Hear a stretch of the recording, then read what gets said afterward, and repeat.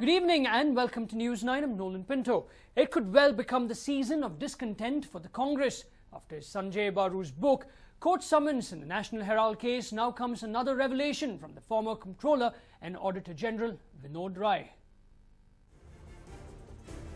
Just to jog your memory, it was the same Vinod Rai who had during the UPA regime spoken of the presumptive loss of 1.76 lakh crore rupees to the exchequer due to the faulty sale of 2G spectrum to private telecom operators.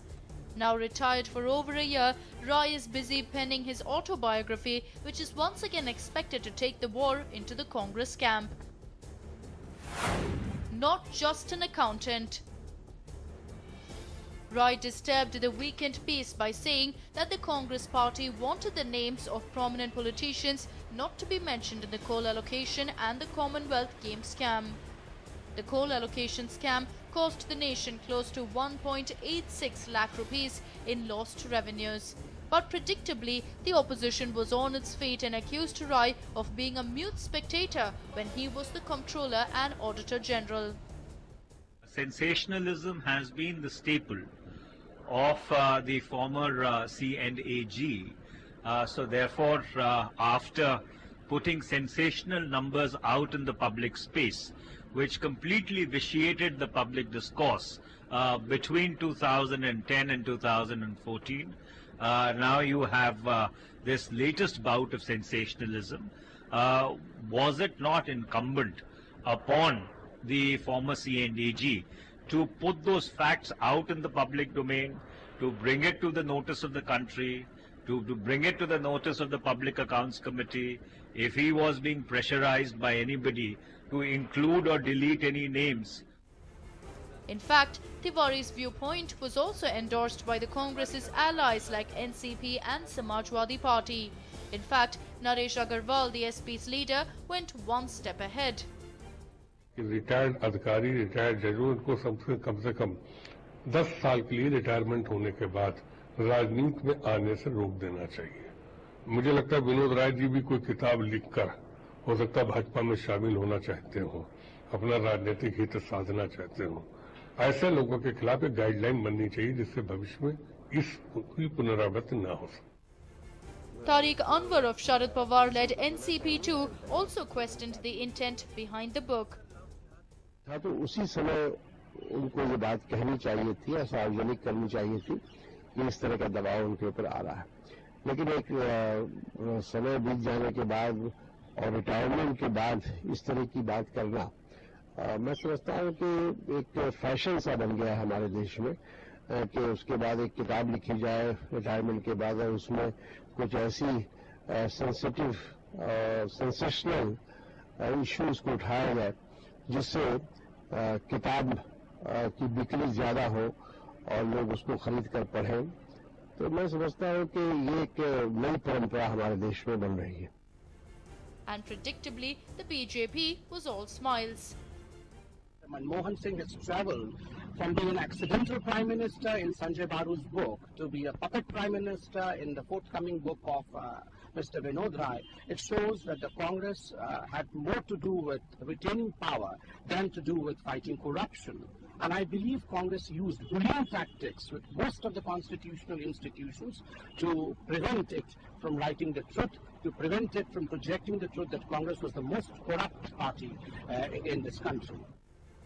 But Vinod Rai's friends say that Rai was unable to speak up as that could be construed as demeaning a constitutional role. Whatever be the issue, several instances of wrongdoings by the UPA are seeing the light of day. A News9 report. Now, can love be used as an instrument of war? Is love jihad the new political tool of the BJP? We decode the truth. Love jihad is the term coined by the BJP for the forceful conversion of women into Islam after they marry a Muslim man. BJP has accused the Akhilesh government of encouraging this love jihad in UP. According to the BJP, Muslim boys in UP are allegedly luring Hindu women to get into a relationship and later marry them. They then forcefully convert these women to Islam. In our state, 71 of 100 crimes are against women. It is shocking but true that 99.99% of the accused in these crimes are Muslims. The UP government is defending love jihadis while victims are murdered or harassed by the police. The BJP aims to stop this and save the country. The Saffron Party even claims that love jihad is a tool of jihad which is aided by unknown sources from abroad. In case of marriages also, we don't interfere if two people fall in love and marry each other. But we have enough information to show that this is being financed, in fact, from abroad to change the demographic composition of India. And therefore, love jihad is a tool of jihad, and we need to therefore crack down on it. I fully support any legislation which bans induced marriages, where by false promises, by cheating, by breach of trust, you get married. The Samajwadi Party rubbished the allegations, saying that the BJP is trying to create communal polarization in UP. Though the UP government is denying any such issue, a national-level shooter has contradicted the party's stand. Tara Sachdev, a national-level shooter, has alleged that her husband, Ranjit Kumar Kohli, has assaulted her for refusing to convert to Islam. Ranjit Kumar, also known as Rakibul Hasab, from Ranchi, had kept his religious identity hidden and then married Tara.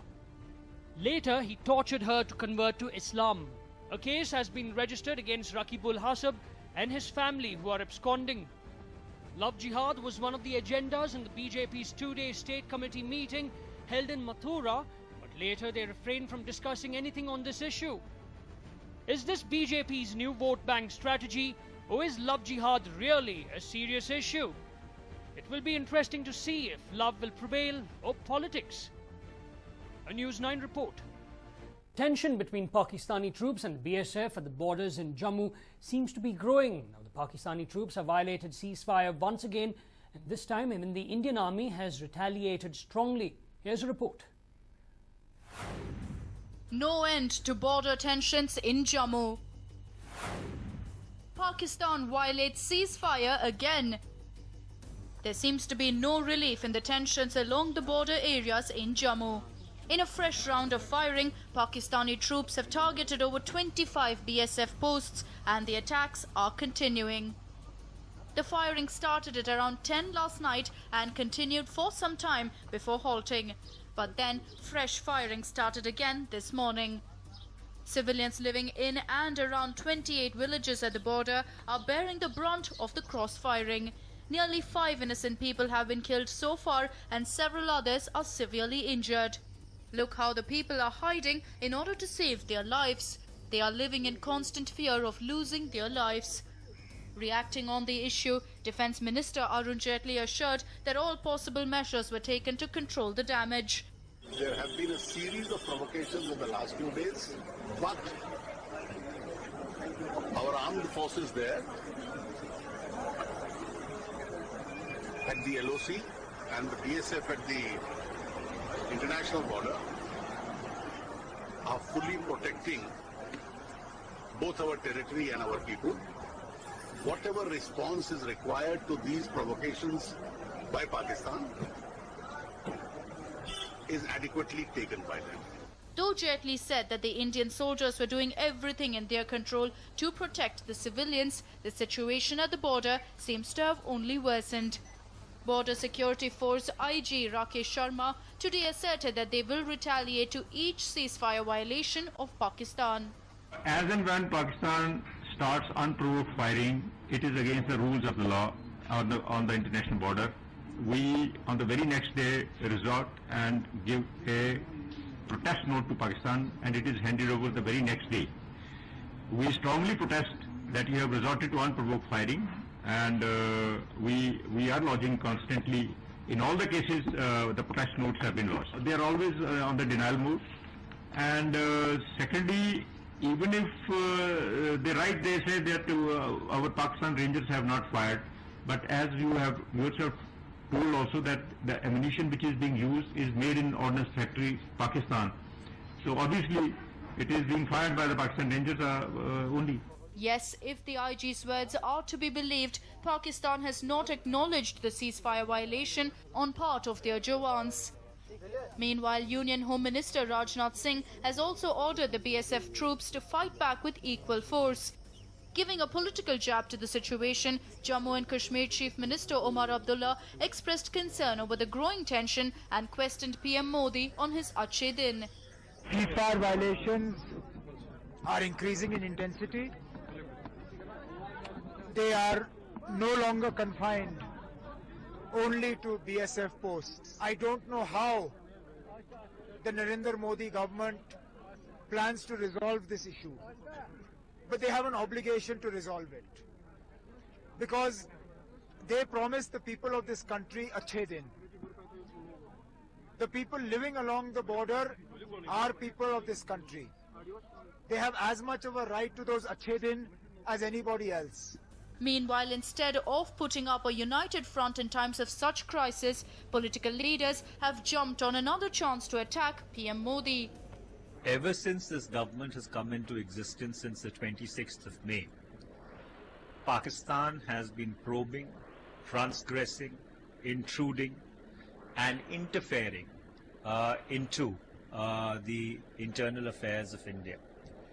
The repeated border intrusions are a result and a direct corollary of the very ambiguous and non-existent Pakistan policy of the BJP government. मैं तो समझ नहीं पा रहा हूँ कि आखिर प्रधानमंत्री जी चुनाव से पहले हर मीटिंग में पाकिस्तान के खिलाफ जो बातें कहते थे उस पर अब चुप क्यों हो गए हैं। और जिस तरह पाकिस्तान एक तरीके से अघोषित युद्ध हिंदुस्तान के खिलाफ छिड़े हुए है, कल भी बॉर्डर पे तमाम गांव खाली नहीं कराने पड़े, लोगों की मौतें भी हुई, तो भारत सरकार का आखिर क्या योजना है? आखिर प्रधानमंत्री जी क्यों नहीं कड़ा निर्णय लेते हैं? इसका जवाब प्रधानमंत्री जी उनकी सरकार से जनता चाहती है। Prime Minister Narendra Modi has been trying hard to improve relations between the two nations, but the repeated ceasefire has only put him in a spot of bother. But why is Pakistan attacking us repeatedly? Well, former Indian Consul General to Karachi, Rajiv Dogra, seems to have the answer to this question. Idea seems to be for Pakistan to test the patience of Modi and to test him at the beginning of his prime ministership, so that they are able to destabilize him and his government to the maximum extent possible. Otherwise, there's no reason why all of a sudden, and especially after a good meeting between Nawaz Sharif and Modi, that these things should have started immediately after Nawaz Sharif's return to Pakistan. So provocation seems to be the idea behind all this. If Dogra's words are to be believed, then the big question is claiming innocent lives the right way to test a country's patience. But amidst all the chaos, PM Modi's silence has certainly been unsettling. A News9 report.